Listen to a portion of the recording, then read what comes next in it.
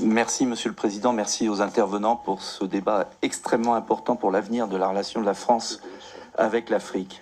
Moi je ferai deux remarques, l'une politique et l'autre économique, et je vous poserai deux questions. La première, c'est qu'il n'y a pas de souveraineté. Ah, si, heureusement que tu es là pour m'aider à défendre la nation. Excellent conseiller en communication. Premier point, et on a perdu l'habitude dans notre pays, c'est qu'il n'y a pas de souveraineté nationale sans souveraineté monétaire. Et donc, comme nous sommes depuis tant d'années victimes industriellement, économiquement, politiquement de cette dépendance à l'euro, eh bien, nous avons perdu l'habitude de la souveraineté. Mais moi, je comprends totalement la volonté des peuples africains de retrouver leur liberté monétaire, qui est indissociable de la construction de leur avenir.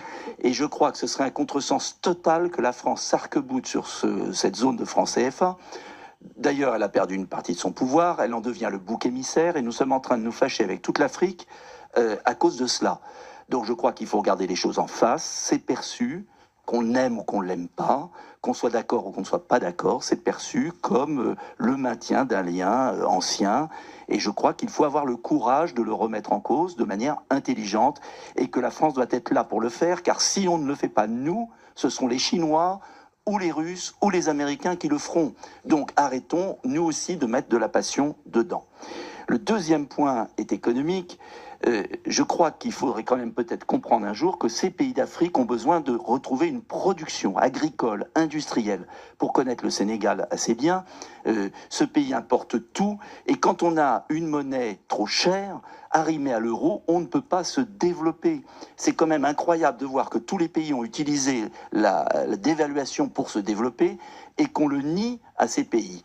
Donc je crois vraiment que la question d'ailleurs n'est pas le taux de change fixe, la question est le niveau du taux de change. On peut avoir un taux de change fixe et en revanche le faire évoluer. Regardez la stratégie qu'a eu Singapour, qu'a eu les pays d'Asie, que les États-Unis, tous les pays du monde. Et l'Afrique n'aurait pas le droit de gérer ce taux de change. Donc je crois qu'il est absolument indispensable de changer de système, de le faire le plus vite possible, car la dégradation de la position de la France en Afrique est catastrophique. Et si nous continuons comme cela, nous aurons un sérieux problème.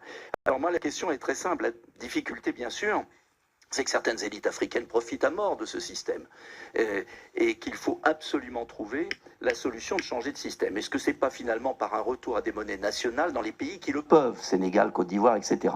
La difficulté, c'est pour les pays qui n'ont pas d'institutions solides, et là, la difficulté est énorme, parce que je ne crois pas du tout, et vous avez raison de le dire, à l'écho, c'est par une vraie formation à la gestion d'une monnaie nationale que nous pourrons y arriver, je pense. Bien, je vous remercie. Monsieur, est-ce que Monsieur Zebelinga, vous êtes peut-être désireux de réagir à ces propos? Merci, Monsieur le Président. Madame Lefito après.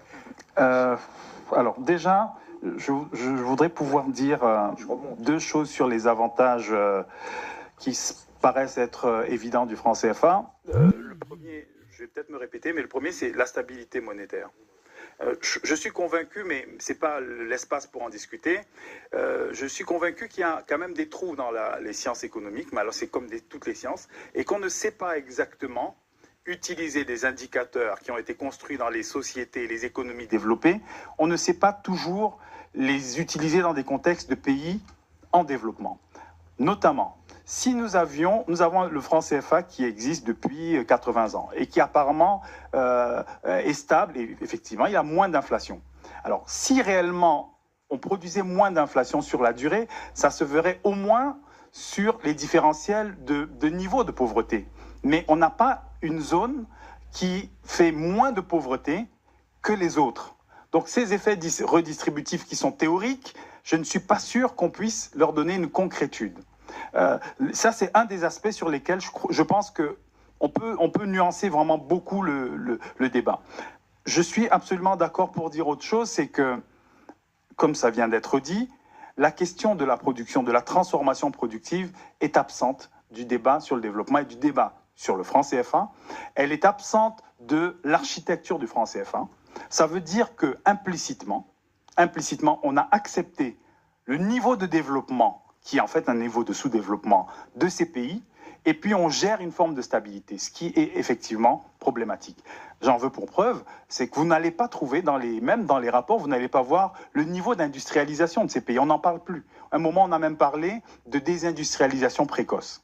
Vous voyez ? Et donc, c'est finalement assez normal que les gens se sentent mal, qu'on ait d'un côté des indicateurs qui donnent l'impression que tout va bien, mais que les gens, concrètement, ne se sentent pas si bien que ça. Et je ne pense pas qu'ils soient complètement dans l'irrationalité. C'est peut-être qu'on n'a pas les bons outils. La solution, probablement, à mon sens en tout cas, serait, d'une part pour la France, à mon avis, de retirer sa garantie et de laisser les pays s'organiser, parce que ça restera de leur domaine.